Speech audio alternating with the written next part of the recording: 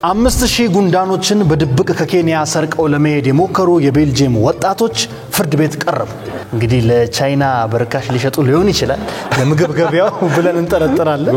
በጣም ግን አይከብድም። ጉንዳን ይዘ እጆረ ላይ ጉንዳኖች ይጣል ብለስት እንግዲህ እንደ ኬንያ መንግስት ባለስልጣናት ገለጻም ወጣቶቹ የዱር አራዊትን መዝረፍ የሚል ክስ ተመስርቶባቸዋል። ጉንዳን የዱር እንስሳ ነው እንዴ?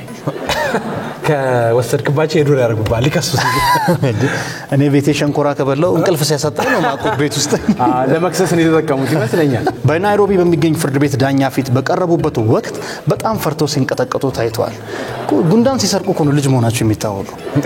ታል እኛ እኮ ለጨዋታ ብለን ነው ሊሉም ይችላል ልጅ ያለ እኔ ደግሞ አንዱ አምልጣም ይቆነጥጣቸው ሊሆን ይችላል። እንግዲህ ጉንዳን እየሰበሰቡ እንደሆነ ህገወጥ መሆኑን ሳያውቁ እንዳደረጉትም ለፍርድ ቤቱ አስረድተዋል። ግን ያው 5000 ጉንዳን ሳናቅ ነው መሰብሰብ ማለት ትንሽ ራሱ 5000 መሆኑን ማወቁስ ቆጠሯቸው ነው ፍርድ ቤት ይዞ አንድ በል ሁለት በል እንግዲህ አየ የሰረቁት ጉንዳን ሳይሆን አላወቁም እንጂ እነሱ ባንክ ነው። አላወቁም አትበል ይሄን ያልካውጣማ አውቆ ነው ልክ እና ያው ስኳር ምናምን ስትበትን ግን ዳሊዘናት እዚህ ቅርብ ነች እንጂ አሁን ከኬንያ ወክ ያረጋል ጉንዳን እንጂ በእንትን